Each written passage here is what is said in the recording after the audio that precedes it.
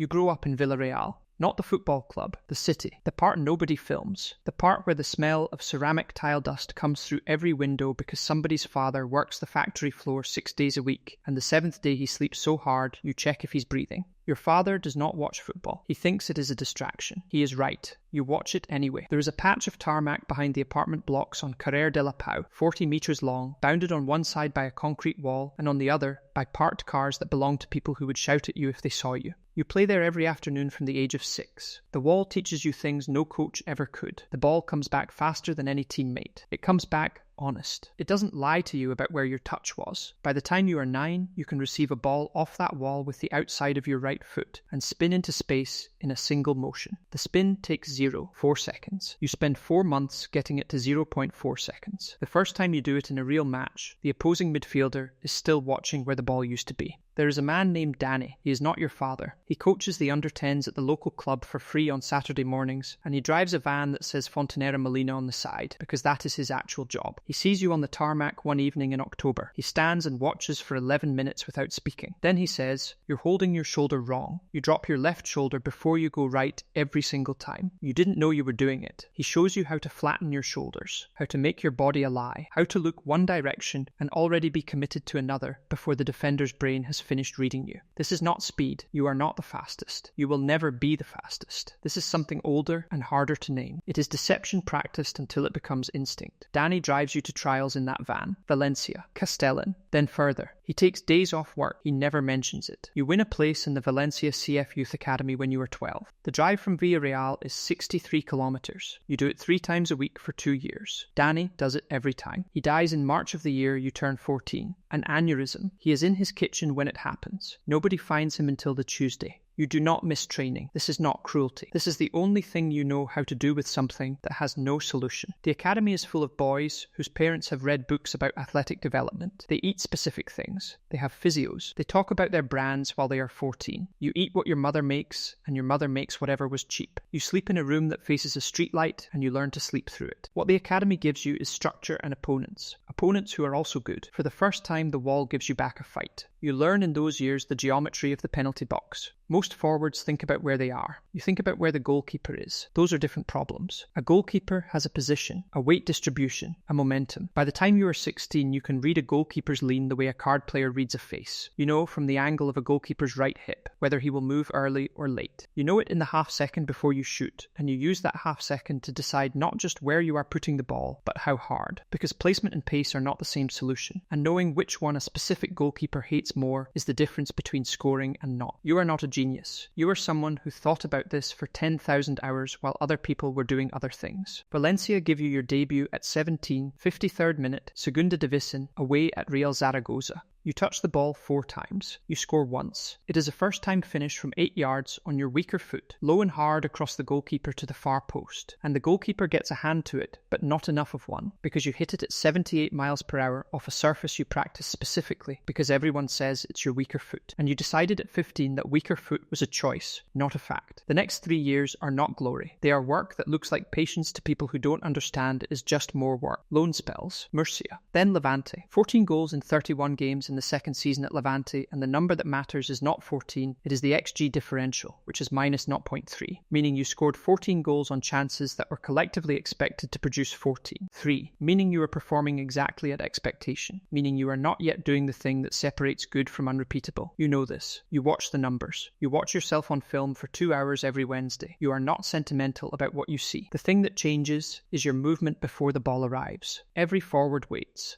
for the ball, waits to see the situation, then decides. You start practicing the decision before the ball comes. You study where the ball will be in 1.8 seconds, and you begin moving toward that place at 1.2 seconds. The 0.6 seconds you gain is invisible on television. It is everything in real life. By the time a defender realizes you have made a run, you are already in the space he would have taken. You are not faster than him. You were simply already gone before he started. Premier League comes at 22.